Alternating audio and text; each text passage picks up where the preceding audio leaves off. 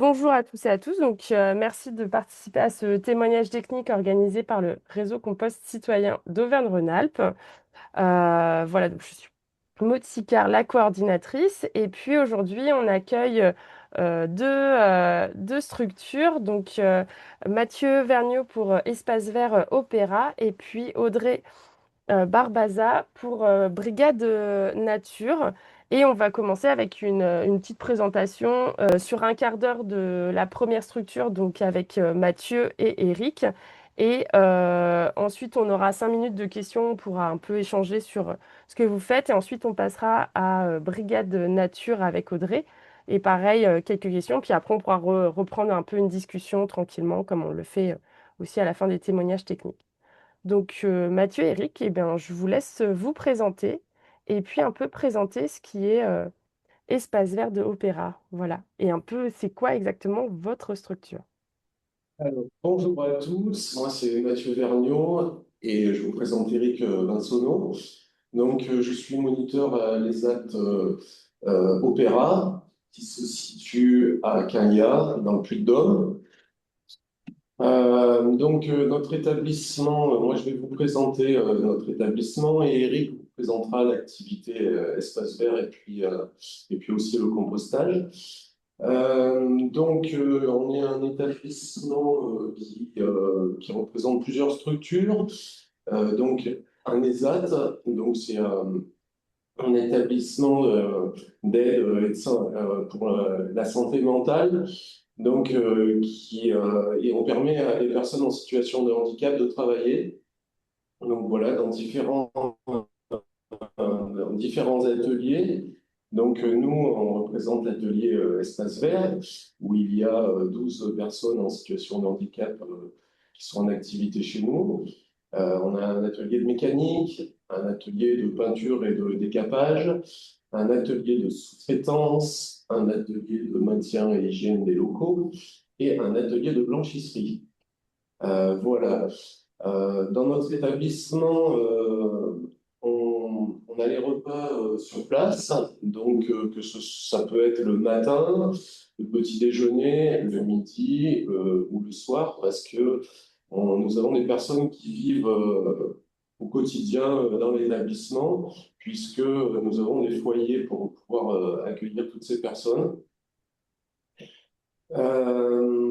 En fait, il y a un foyer qui permet d'accueillir les personnes qui travaillent à l'ESAT, avec une évolution vers des foyers extérieurs, voire des appartements dans le village, et aussi un foyer occupationnel dont des personnes qui ne travaillent pas, qui ne sont pas en capacité de travailler, mais qui vivent quand même sur place et qui ont des activités et qui mangent aussi. Voilà. Euh, donc, euh, Notre établissement est quand même assez important puisqu'on est sur 14 hectares de surface. C'est nous qui faisons tout l'entretien de l'établissement, mais on réalise aussi des chantiers à l'extérieur. Voilà, pour que ce soit pour des particuliers, des collectivités, voire des entreprises.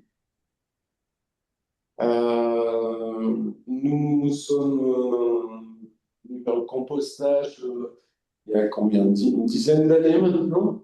Octobre 2015. Octobre 2015, pas très précis.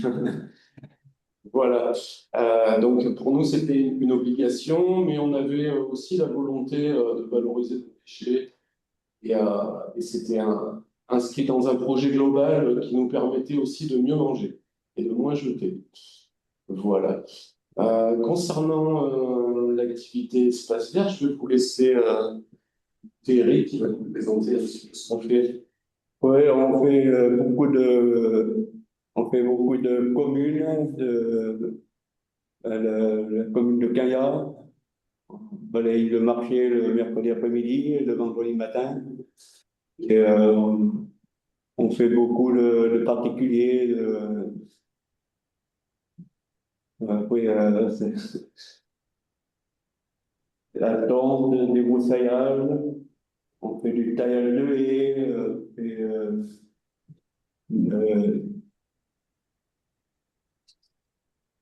entretien des stations d'épuration,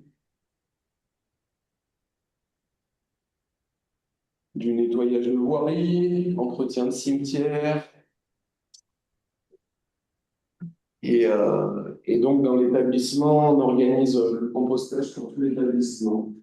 Alors, nous, la cuisine est faite dans l'établissement qui est juste à côté, c'est un EHPAD, et on nous livre les repas, en fait.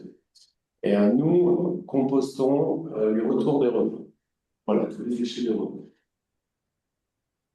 Donc, t'expliques un petit peu. Oui, on fait le compostage trois fois par semaine, le lundi, le mercredi, le vendredi. Je monte chercher les poubelles aux cuisines. Après, parce qu'on a un bac de broyade à chaque extrémité, un bac d'apport et un bac de maturation. Alors, le bac d'apport, c'est que j'apporte des déchets. Je mélange, je vide mon bac, après je mélange, après bien mélanger et mettre du broyat par-dessus pour recouvrir les déchets. Ce qu'il faut savoir, c'est que Eric et moi-même, nous sommes référents site. Donc, on a suivi une formation avec Pierre Fels et la communauté de communes qui nous a permis, en fait, de pouvoir suivre toute l'évolution de notre compostage. Euh, et Eric a, lui, en particulier, validé des compétences dans une RAE, ce qu'on appelle, c'est la reconnaissance des acquis et d'expérience. Donc, ce qui permet de valoriser nos travailleurs sur des tâches qu'ils savent faire.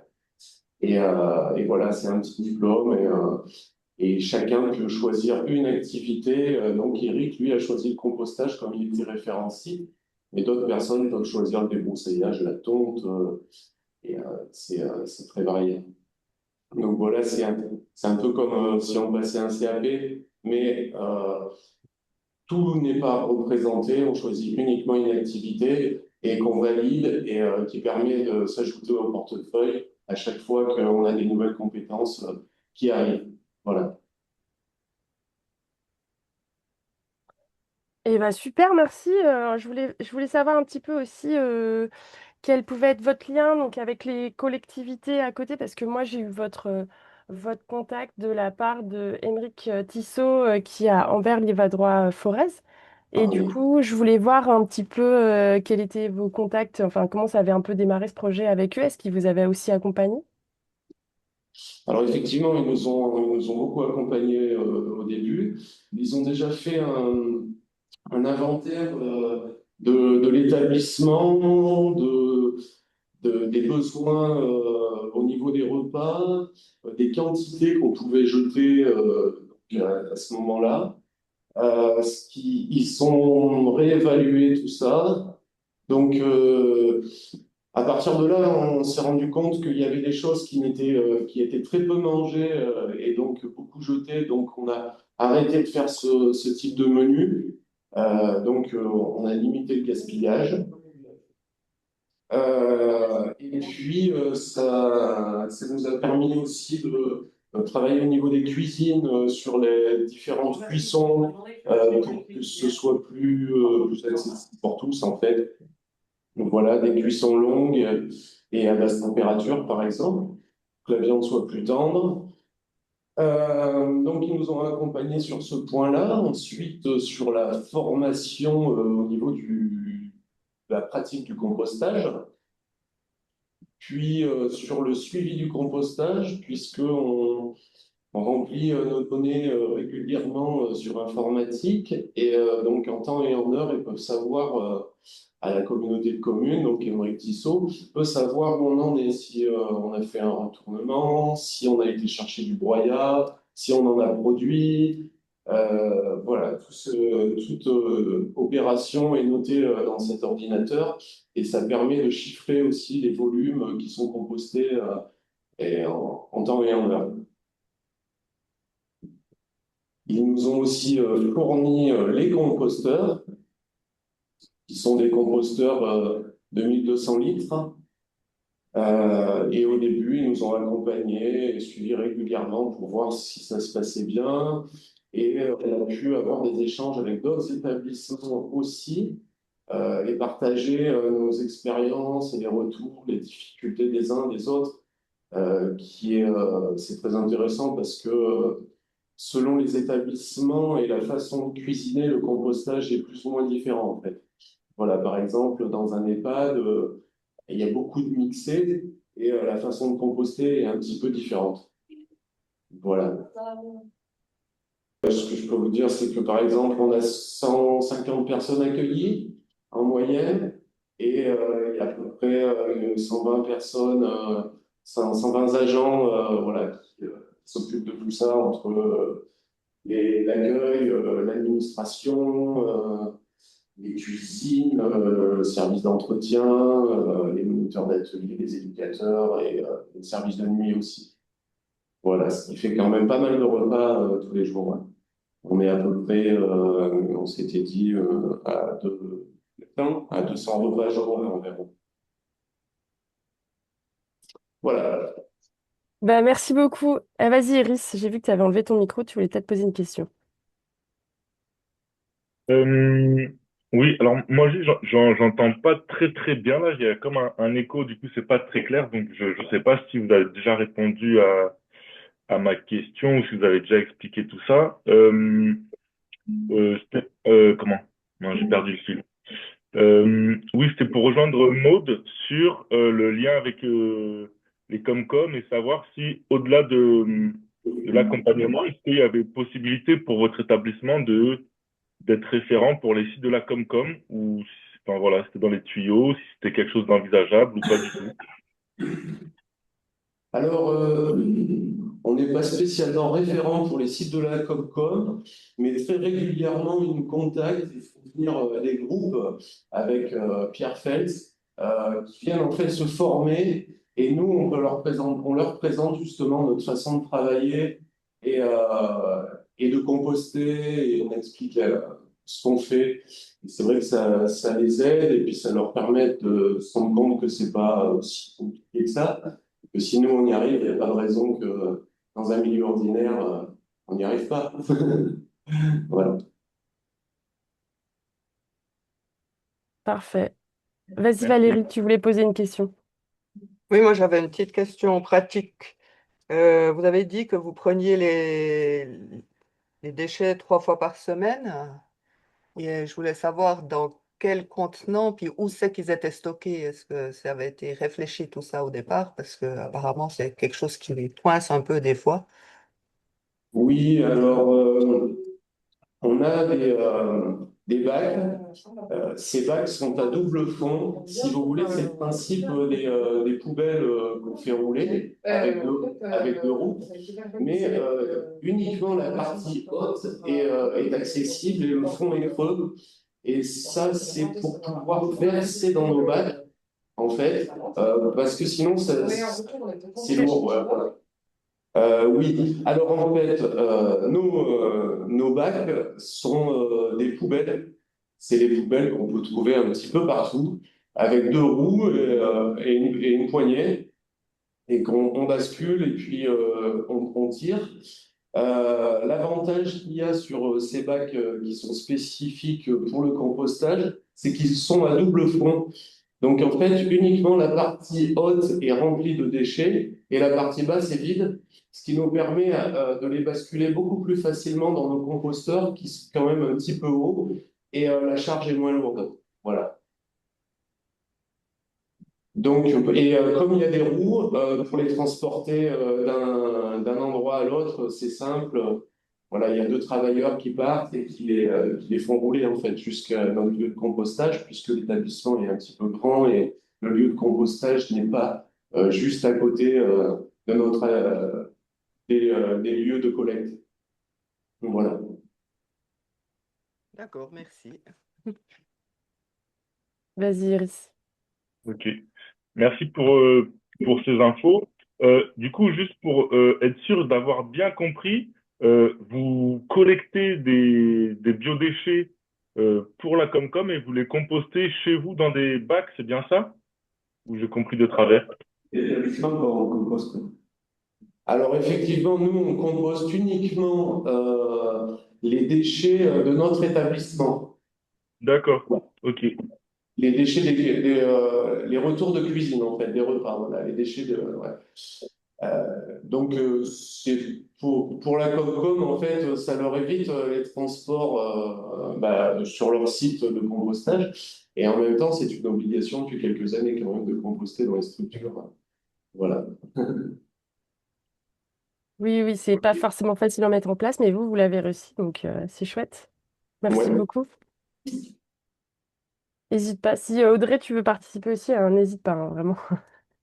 Et oui, du coup, 150 personnes, donc il y a quand même pas mal, vous avez dit, hein, il y avait pas mal de repas de toute manière en journée. Et moi, ce que je me disais, c'est que du coup, ce qui est pratique dans votre structure, c'est comme vous gérez les espaces verts, c'est aussi votre ressource en broyat, c'est ça? Vous récupérez des coupes, des tontes, etc., la matière sèche pour le compost? Alors, ouais, effectivement, sur les déchets verts, on a différents types de déchets verts et on les traite différemment.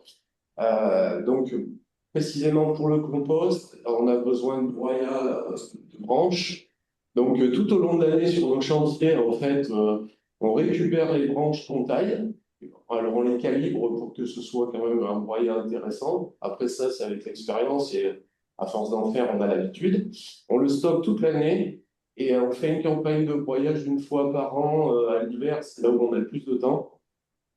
Et on arrive à broyer 8, 12, 15 mètres cubes selon les années.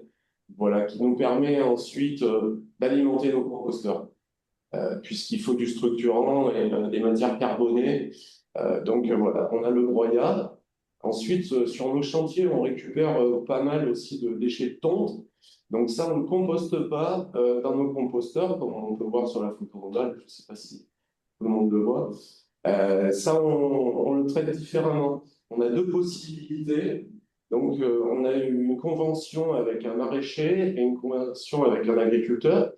Donc, chez le maraîcher, on lui en livre et lui, il l'étale sur ses plates-bandes et sur ses bandes de culture. Et ça lui permet d'avoir un petit peu d'azote et lancer ses productions. Donc, ça le satisfait. Mais des moments, il en a trop. Et donc là, on alimente un méthaniseur chez un agriculteur. Voilà au niveau de la tonte.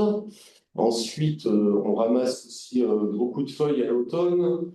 C'est assez impressionnant le volume. On devrait être à 50 ou 70 camions. Donc ça, on le valorise chez nous. On fait un terreau de feuilles avec. Donc on le met en andin, on le retourne 2 fois dans l'année et l'année suivante, on a un terreau de très bonne qualité. Ah bah, Euh, super. voilà, au niveau des déchets, c'est tout ce qu'on a, Eric. Donc, de taillage de haies. Ah, on a de la taille de haie, ouais, qui est plus fine. Et là, ça peut nous arriver de le composter avec les feuilles, sinon on l'emmène en déchetterie, parce que c'est un petit peu plus difficile à traiter. Hmm. Eh ben super, merci. Je voulais juste, du coup, c'est vraiment chouette avec Eric que vous ayez pu devenir référent de site.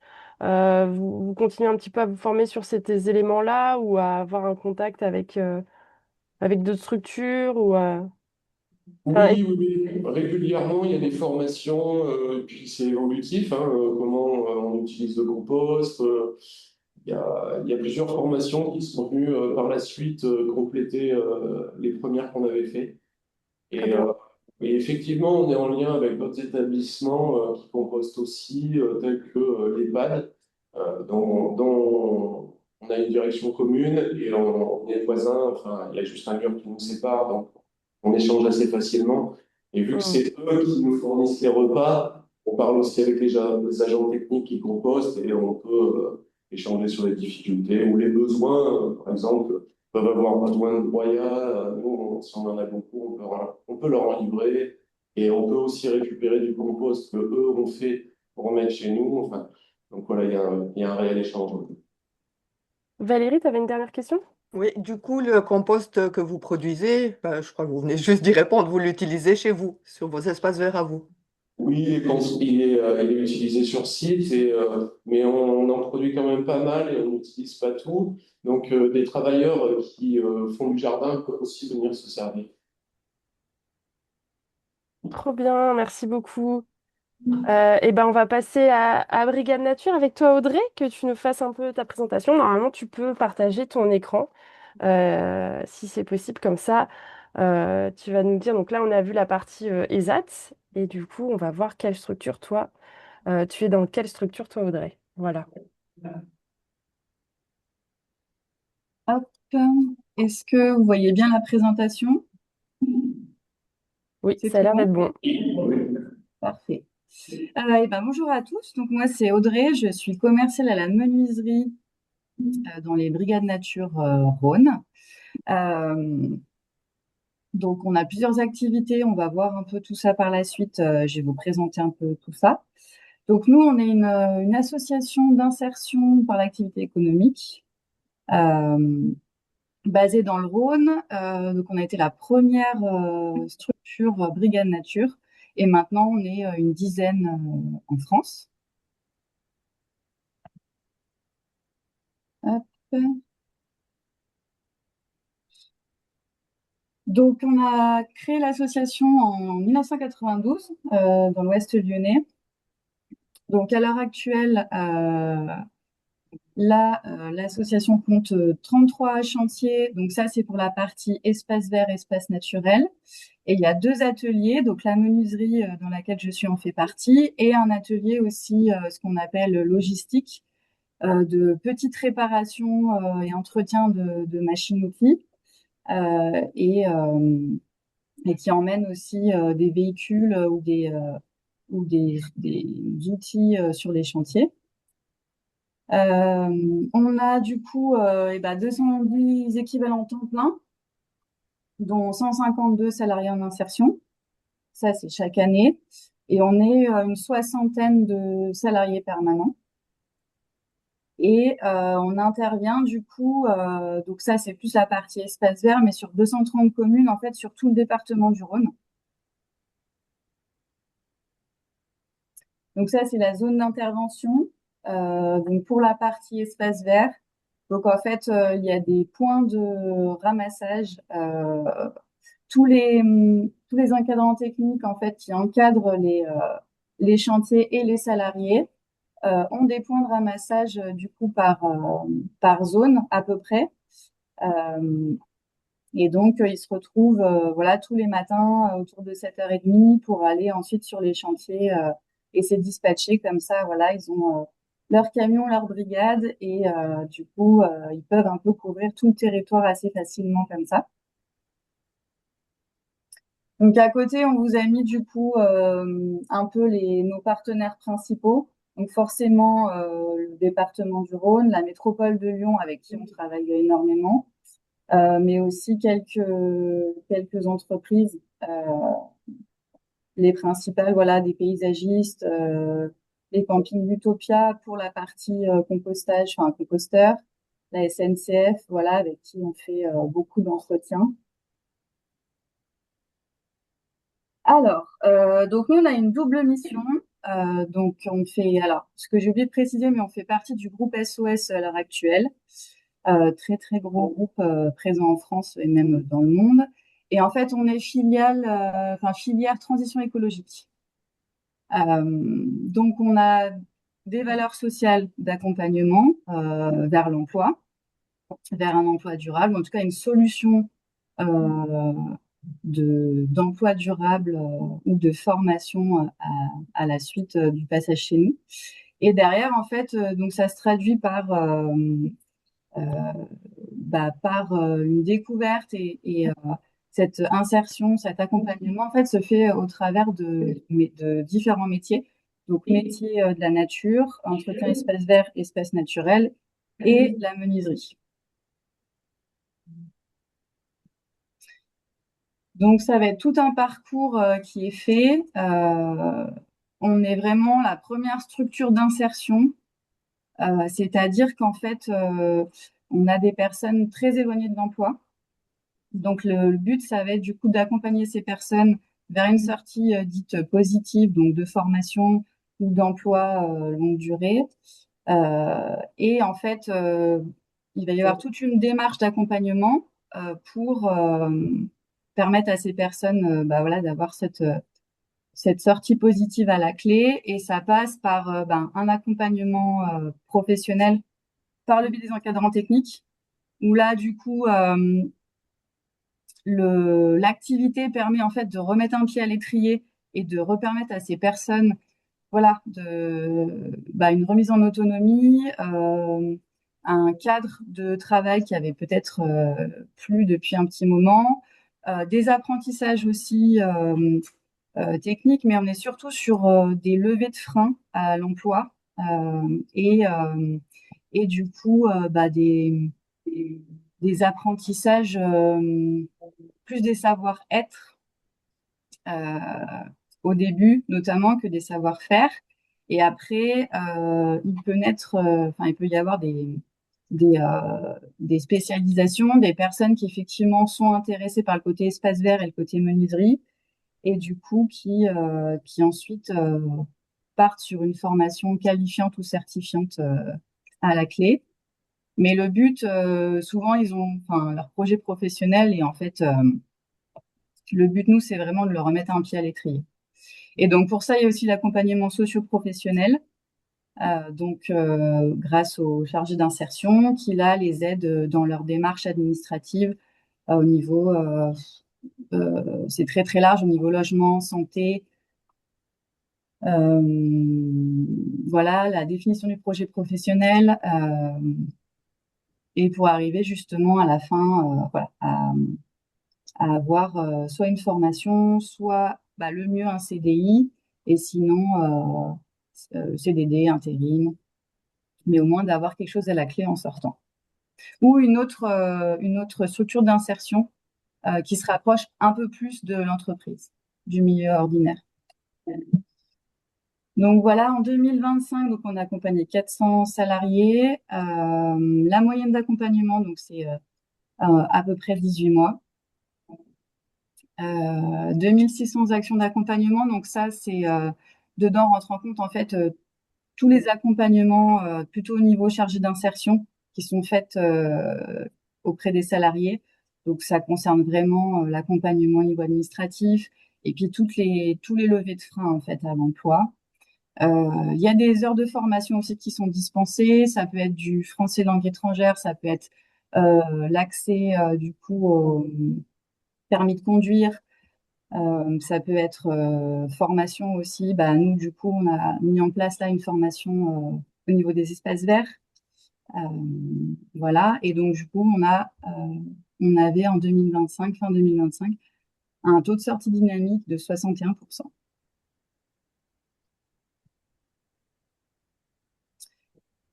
Et donc là, on va rentrer un peu plus au niveau des métiers. Donc, on a différents, comment dire, en fait, l'association s'est créée autour de l'entretien des espaces verts et naturels, notamment l'entretien des rivières et des chemins de randonnée. Et en fait, petit à petit, les activités se sont développées. Donc, la menuiserie, on verra après, mais déjà, entretien des espaces verts, ben là, c'est assez classique. Taille, tonte, débroussaillage, un peu de nettoiement urbain aussi, un petit peu d'aménagement paysager, et de réhabilitation de petits patrimoines bâtis aussi. On a entretien d'espaces naturels sensibles, où là, on est en partenariat, par exemple, avec l'ONF. Donc, ça va être, voilà, comme vous pouvez le voir, entretien au milieu naturel, des travaux forestiers, prévention des inondations. On a aussi pas mal d'entretien des rivières avec la lutte contre la renouée du Japon. Et puis, du coup, bah, entretien des sentiers qui, là, est quand même aussi une bonne partie des activités qu'on peut faire sur la partie euh, métier de la nature. Donc là, c'est voilà, pose de panneaux signalétiques, entretien des chemins, essentiellement. Et en fait, dans ces, enfin, les valeurs en fait qu'on transmet. Donc on a le volet social, mais les valeurs aussi qu'on transmet au travers de nos métiers. Du coup, c'est des valeurs enfin, autour de l'environnement et de l'écologie, à savoir qu'on a des pratiques en fait plutôt tournées vers l'écologie dans la mesure du possible, avec aussi les clients qu'on peut avoir. Mais du coup, il y a une grosse partie sensibilisation de la clientèle autour justement du maintien de zones de biodiversité, donc avec des tontes raisonnées, avec voilà la taille à certaines périodes de l'année, avec la création aussi de petites zones de biodiversité.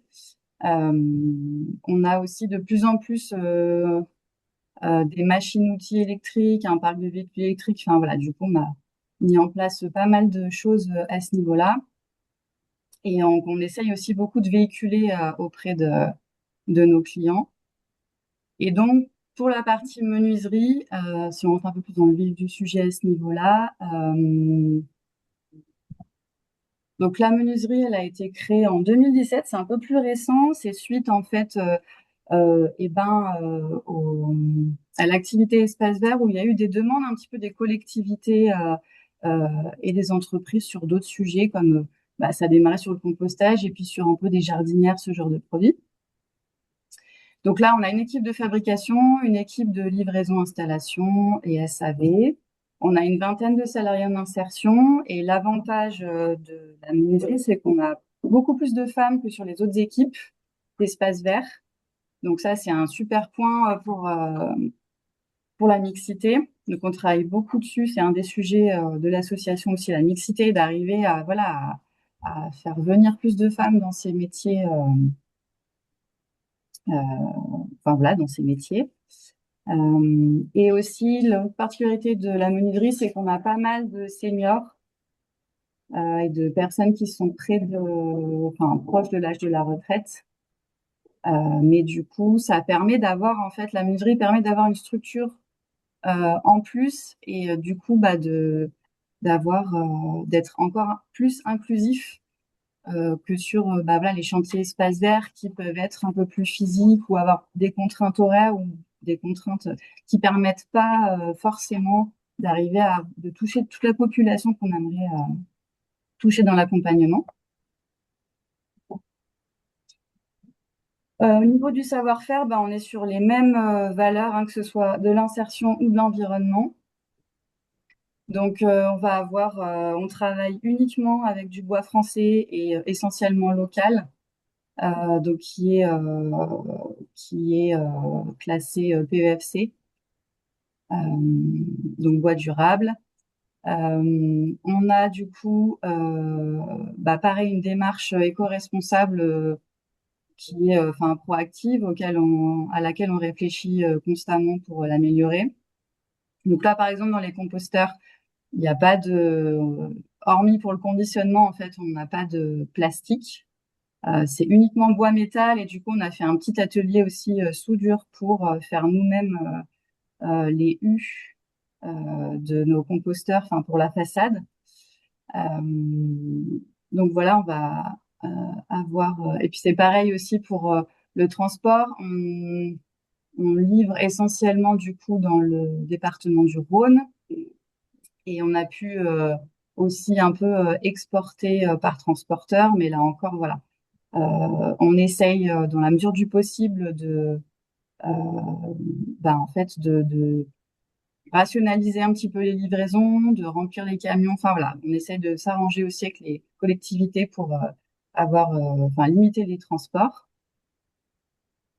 Et après, du coup, c'est aussi dans la conception de nos produits, c'est-à-dire qu'on est vraiment sur des composteurs qui sont très robustes, assez costauds, qui vont durer dans le temps. Et en fait, dont on n'a pas besoin de changer la structure. C'est-à-dire qu'en fait, on peut avoir du petit SAV au bout de 5-6 ans, des petits changements de planche, des choses comme ça. Mais par contre, la structure en elle-même, elle va pouvoir durer jusqu'au moins une dizaine d'années sans qu'on la renouvelle. Et donc, on avait commencé l'activité sur les composteurs, donc composteurs individuels et collectifs. Donc, on travaille beaucoup avec les collectivités, forcément, donc du 300 litres au 1500 litres, avec les accessoires. Et on fournit aussi le broyat par le biais de l'activité Espace Vert. Donc, on fournit aussi des collectivités. Et en fait, on s'est un petit peu diversifié aussi ces derniers temps avec la création de jardinières carré potager. Et là, on commence aussi à développer des jardinières plutôt axées PMR. Comme ça, enfin voilà, on est toujours dans dans nos valeurs aussi inclusives, que ce soit sociales ou environnementales. Et puis voilà, avec la création aussi récemment de mobilier d'extérieur et des petits habitats pour animaux qui se font avec les chutes de bois. Et du coup, ça fait partie aussi du côté environnemental, c'est-à-dire que tout ce qui sort de la menuiserie en termes de matériaux, enfin en tout cas sur la partie bois, on le réutilise au maximum. Donc les chutes de bois avec donc des habitats animaux, voilà, on a créé justement des produits pour se resservir des chutes. Et tout ce qui est copeaux, sciure, tout ça, ça part. On a soit des salariés de chez nous qui les récupèrent. Enfin, c'est toujours réutilisé. Euh, on jette quasiment rien des déchets entre guillemets de bois. Bon, voilà, je crois que j'ai fait à peu près le tour. Si vous avez des questions. Oui, merci beaucoup Audrey, c'était très complet. C'est vraiment intéressant de pouvoir voir un peu les différentes personnes et comment vous arrivez aussi à accompagner voilà, les personnes du territoire, principalement du Rhône, de ce que j'ai compris. Je ne sais pas si vous, Valérie, Iris ou même Mathieu, hein, si vous avez des questions. On commence comme ça et puis après, sinon, moi, j'en aurai aussi. Alors. Proprement dit, sur le compostage, donc vous fabriquez les composteurs, mais vous avez aussi une brigade qui fait des collectes, qui composte. Alors, nous, on est sur le volet compostage, on est fabricant de composteurs. Et après, on travaille en lien avec des structures sur le territoire qui sont maîtres composteurs et qui font de l'animation et du suivi de site. Donc, ça nous permet du coup d'être en fait, on est en lien avec eux directement. Ça nous permet, nous, d'avoir des retours par rapport à l'amélioration de nos bacs et du coup, de travailler en complément avec eux. Mais pour le coup, le suivi de site, c'est fait par d'autres structures et on a aussi une grosse structure de collecte sur le Rhône, mais voilà, c'est indépendamment de notre association. D'accord, merci. Moi, ce qui m'intéressait un petit peu, c'était de savoir peut-être comment vous aviez réussi finalement avec, en fait, c'est avec vos échanges, c'est en vous rapprochant des différentes collectivités, parce que même si vous ne faisiez pas de compostage, votre structure forcément est en lien avec les collectivités de votre Oui. territoire. Mm. Et du coup, c'est vraiment en échangeant avec eux, parce que il y avait les espaces verts, que vous avez pu développer ce besoin en composteur, en fait, c'est ça, hein. Ouais, exactement. Oui, oui, c'est que il y a eu un besoin. Donc la métropole de Lyon était un peu, enfin précurseur sur le territoire en tout cas, parce que du coup la commande de composteurs chez nous date de 2017. Et en fait, c'est à partir de là que la menuiserie après a été créée. Donc avec le premier client qui était la métropole de Lyon. Et en fait, il y a eu des expérimentations donc avec les structures, donc Compostelle, Pistil et Zenia, pour développer le compostage partagé sur le territoire. Donc ça marchait plutôt bien, même en milieu urbain en fait, comme c'était assez précoce sur le territoire. Et puis là, depuis quelques temps, avec l'arrivée un peu massive de la collecte, c'est vrai que le compostage partagé a un petit peu reculé. Hmm. Mais en zone rurale, c'est toujours d'actualité. On travaille avec d'autres collectivités. Oui, Et c'est pour ça le surtout coup, aussi. Hmm. ouais. Et donc, ouais, le compostage partagé est toujours d'actualité. Mais après, avec essentiellement, comment? Dans les copros, tout ça, les personnes, les habitants se resservent du compost pour eux. Et après, quand c'est au niveau, quand c'est des composteurs de quartier, bien souvent c'est géré par une partie par la commune. Et en fait, on se retrouve, voilà, je donne un exemple, moi, du coup, dans mon village, c'est le cas, c'est qu'en fait, il y a des jardins partagés. Et donc, du coup, le compostage est servi, enfin, voilà, il y a pas d'utilisation massive si on se resserre du compost pour les jardins partagés, pour les massifs des communes. Enfin, voilà. Vous essayez de l'utiliser le plus localement possible. Bah oui, c'est ça, c'est vraiment le but après du compostage partagé. Ouais, ouais, ouais. Et, euh, et du coup, oui, ce qui était intéressant, c'est que le lien aussi avec votre structure, donc c'est atelier et chantier d'insertion, Oui. c'est que le compostage, c'est, on va dire, des techniques à la fois de savoir-être, savoir-faire qui sont intéressantes. Enfin, à la fois, donc il y a les espaces verts. Vous compostez un petit peu du coup ce que vous pouvez. Est-ce que vous faites quand même du compostage directement vous dans votre structure? C'était ça peut-être aussi la question qu'on voulait savoir ou pas. Ou est-ce que par rapport aux espaces verts, par rapport à ce que vous récupérez comme déchets verts ou végétaux en tout cas? Oui, bah du coup, on récupère le broyat. On a beaucoup de broyat, donc c'est pour ça, comme je disais, on fournit aussi des collectivités en broyat. Ok, Ça, c'est l'avantage. Souvent, bah là, la dernière communauté de communes avec laquelle on était en enfin, voilà, on contrat. a fait le marché avec eux, et en fait, on a eu aussi un marché de broyat, justement pour faire des tournées sur le Ok, secteur. Donc ça, c'est l'avantage. Voilà, rien ne se perd, tout se transforme. c'est Et ça. puis, euh, et puis après, nous, effectivement, mais c'est vraiment à notre petit niveau parce que on a un siège qui est à Dardy, enfin voilà, qui est dans l'Ouest lyonnais, et puis la menuiserie qui est dans un autre village à côté. À notre petit niveau, on a des composteurs, mais je veux dire, Oui, oui. voilà, c'est, on Oui, pourra oui. pas faire cas de. Vas-y, Iris.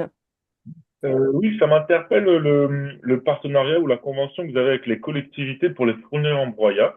Nous, sur Oui, d'autres territoires en Ardèche, on a des grosses difficultés pour se fournir en broyat parce que c'est sous-traité à un Veolia ou un gros opérateur ouais. privé. Du coup, les collectivités, elles ont zéro broyat Mm. et complètement bloqué.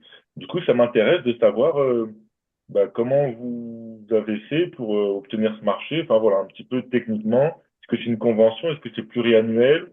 Est-ce que c'est sur un territoire? Est-ce que c'est sur un nombre de sites? Donc nous on est passé donc avec plusieurs collectivités, c'est le cas. En fait, ils ont passé un appel d'offres.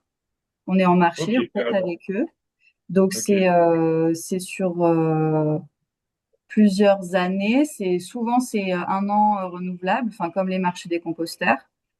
Mhm. Et donc en fait ils avaient voilà une demande de tournée de broyat sur le secteur, voilà auquel on a répondu.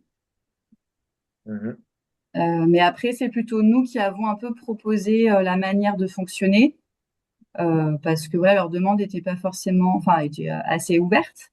Et donc nous, on a une équipe en fait avec un camion de livraison installation déjà de composteurs et autres.